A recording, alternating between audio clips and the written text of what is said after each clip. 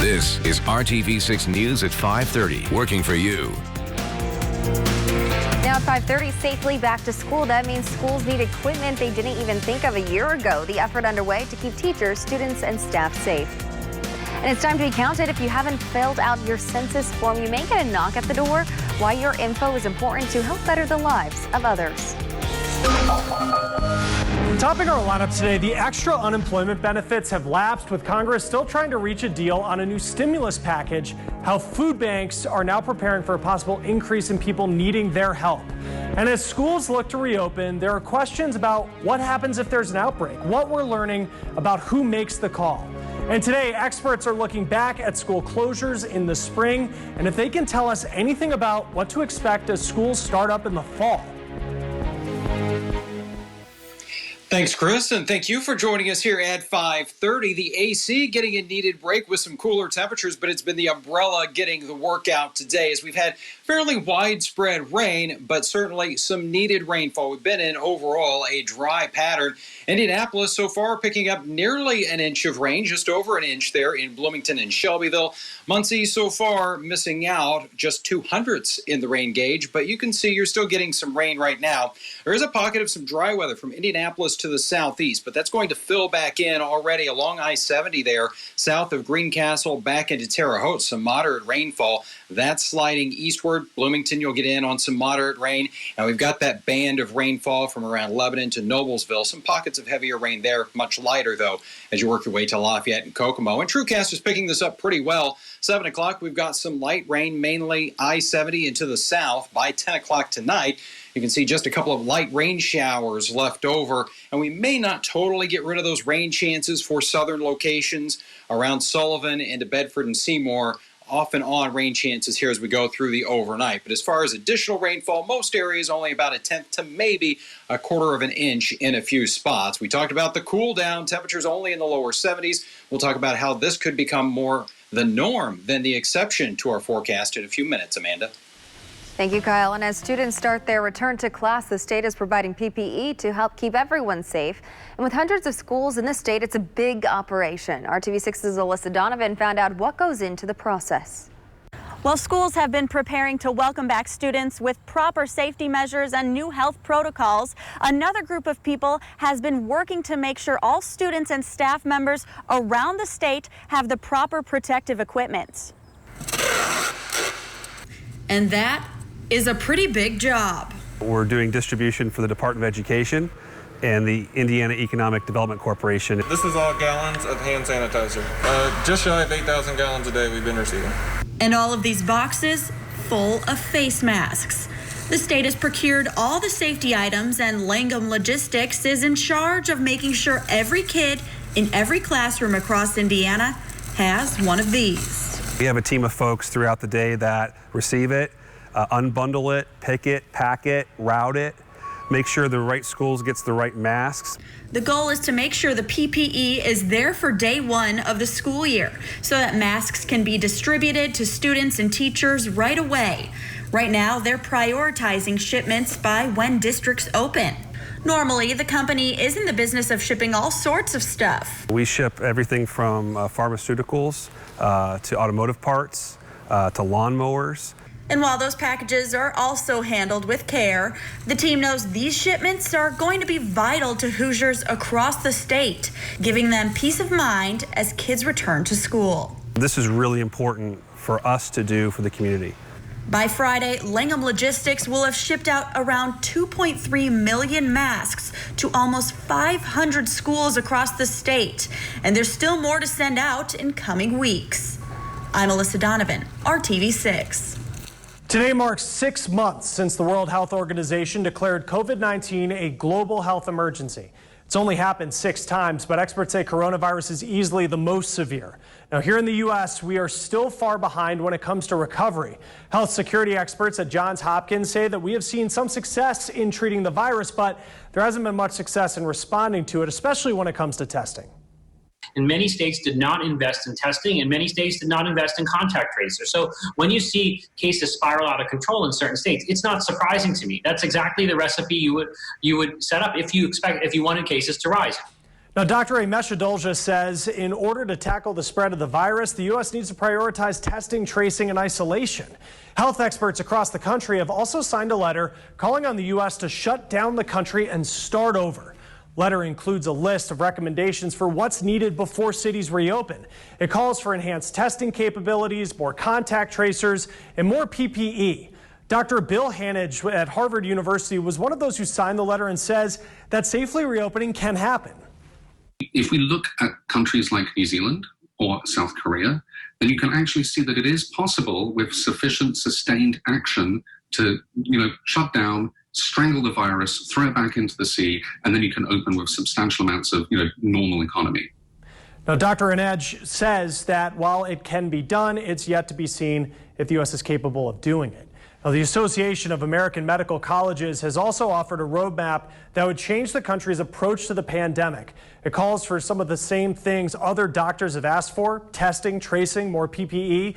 But it also goes further and asks for broad health insurance coverage for people who have lost their jobs, as well as remedying drug shortages and establishing national standards on face coverings.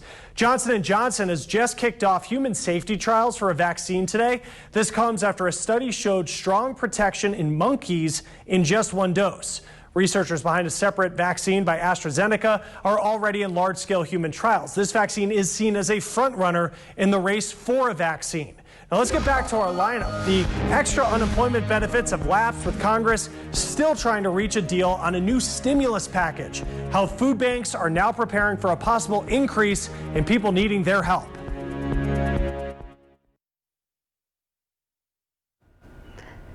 Just like everything else in 2020, the 2020 census deadline was pushed back, but the push to get everyone counted is back on. Census workers started going door to door today to help those who have not already responded. Right now, Marion County is at a 61.5% response rate.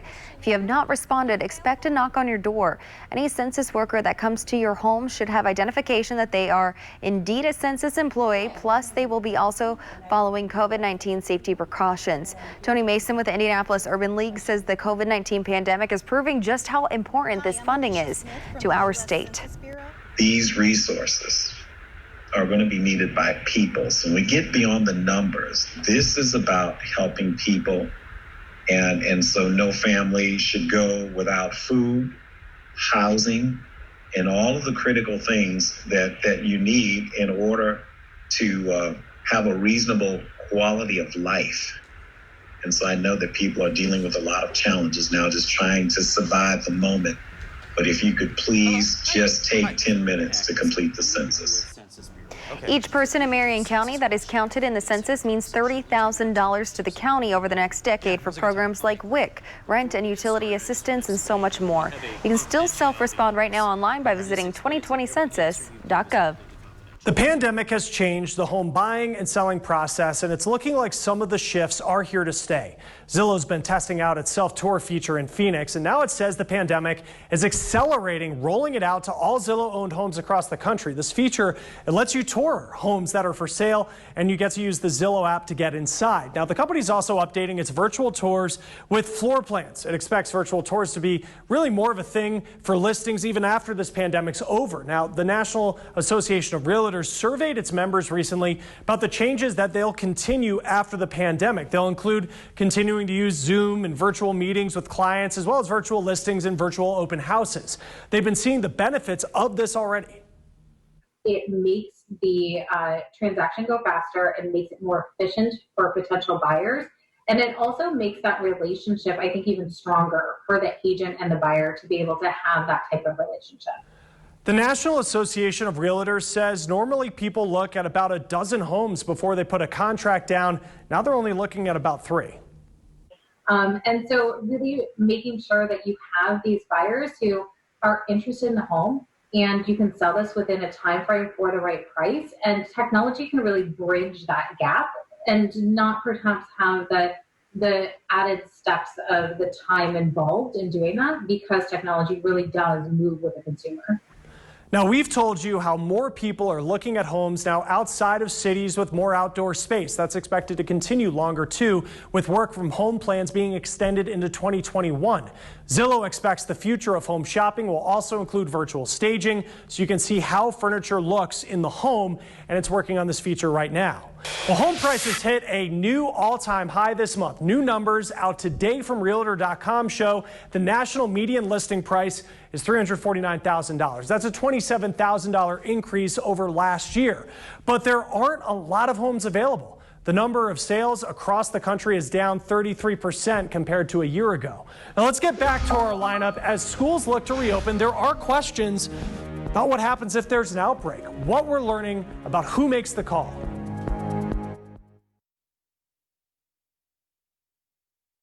More than 1.4 million people filed for unemployment benefits last week. It's the 19th straight week that more than 1 million people have applied, and Alicia Nieves is taking a look at the impact.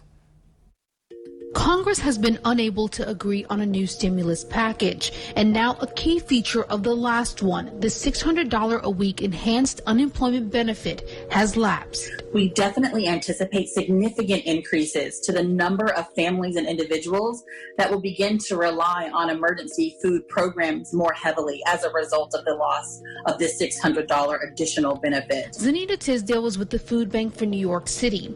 It has provided more than 30 million meals from March to April just in New York. And now, with many on unemployment losing almost 2/3 of their income, there will be an even greater need. Our network of over 1,000 emergency food providers across 90% of the zip codes here in the city are really bracing themselves and making sure that they're already bringing in enough resources. A study done by Feeding America shows 1 in 6 Americans could now struggle with hunger. That's 17 million more people since the start of the pandemic. About 30 or 40% estimated clients that are coming to food banks have never called a food bank before for help. I think the deeper we get into this economic crisis and also taking into consideration the fact that Congress is essentially late in passing new legislation, the more significant our economic challenges are going to be as a nation. Mark Hamrick is an economic analyst with Bankrate.com, warning if Congress doesn't act to end the lapse of enhanced benefits, not only will more people go hungry, but our economy will take a more troubling hit. The deeper we get into this lack of action on the part of elected officials, the more it exacerbates the level of uncertainty that we have. I do believe that both sides will come together. Currently, the House's idea for a second package, the HEROES Act, was passed in May, but has been mostly ignored by the Senate. It's a $3 trillion plan that proposes extending the $600 benefit in full. Within the past week, Senate Republicans have revealed their own plan, the HEALS Act. It's a $1 trillion deal that reduces the former $600 extra weekly unemployment benefit to just $200. Both sides have to agree on a plan to move forward. Of course, we want our elected officials to do the right thing, but we're going to be here ready and waiting. I'm Alicia Nieves reporting. No doubt about it. It has been a pretty soggy day across much of central Indiana. In fact, Indianapolis hasn't picked up this much rain in a single day in more than 3 weeks. So it has been fairly dry, and we're not finished with the rain. Storm Team 6 radar showing some pockets of steady rain falling over the western portion of the state. And even though you may be dry right now in Greenfield and Rushville, that rain is going to be sliding back into your area here as we go through the evening. But overnight, rain chances will diminish a little bit. We'll have lows in the middle 60s, and I do think we'll have some areas of fog. Some of that could be a little bit thick going into your Friday morning. And as we look at TrueCast, still a couple of showers possible, mainly south of I-70 here as we get into Friday morning. We'll start to thin out the clouds a little bit as we go into the afternoon, partly sunny skies for us, and just that isolated chance for an additional shower. But even with the drier weather here on Friday, temperature is still going to come in a little below average, only climbing in the upper 70s to around 80 degrees. Our average high is in the middle 80s for this time of year. 82 your high in Bloomington and 79 in Muncie. And we're going to keep the cooler air going into the weekend with highs around 80 degrees both Saturday and Sunday. And Saturday is when we're going to have those rain chances ramping up once again. Area of low pressure that's going to be bringing some fairly widespread rain. Still Still a question exactly where that path is going to be, but some areas could see 2 to 4 inches of rainfall this weekend. 7-day planning forecast shows that we'll keep those cooler temperatures going here as we start off the month of August with highs only in the middle 70s into next week. Chris? The CDC's latest statement calls for schools to reopen, but critics say there's vague guidance for what happens if there's a school outbreak. Usher Qureshi is looking into what parents need to know as they think about kids trying to go safely back to school. As states across the country weigh the risks of reopening schools this fall, the message from the White House has been loud and clear. Yeah, I would like to see the schools open 100%. Most doctors, educators, and psychologists agree that going back to school would be in the best interest of students.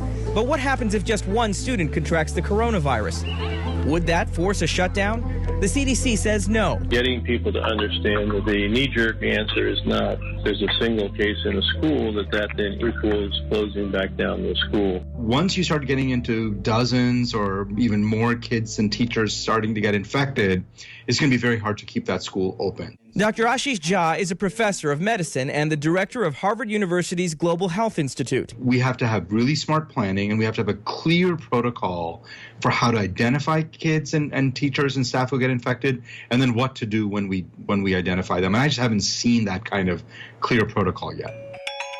Late last week, the CDC did issue new guidelines for school reopenings. They include encouraging social distancing, spacing out desks, and requiring face coverings.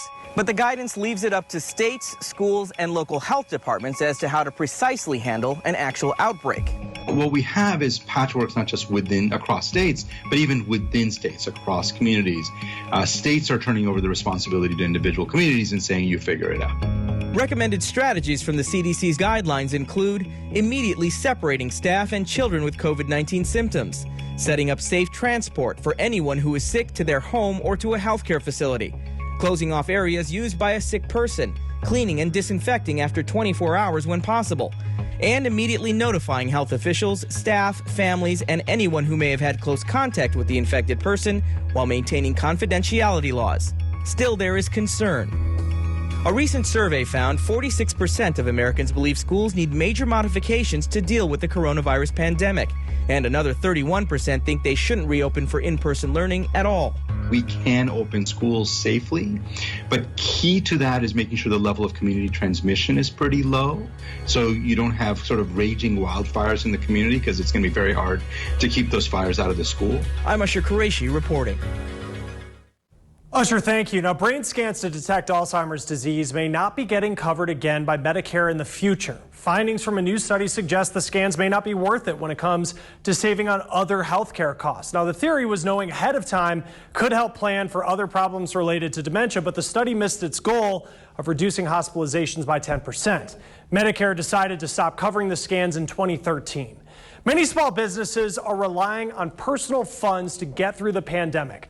A new survey finds 24% of small business owners say they are getting by using personal credit cards. 21% have tapped into their own savings account to stay afloat. The Paycheck Protection Program was still the most popular form of funding. 30% of small businesses used it. An online shopping boom is helping UPS, the company reporting a $1.77 billion profit in the second quarter. It is shipping more than 21 million packages a day, a boost of almost a quarter. Well, many stores are feeling the pain of the pandemic. Dick's Sporting Goods is making sure its employees are being taken care of. It will extend its premium pay program for workers to the end of the year. Employees are receiving a pay boost of 15%. Finally, today in our lineup, experts are looking back at school closures in the spring and if they can tell us anything about what to expect as school starts up in the fall.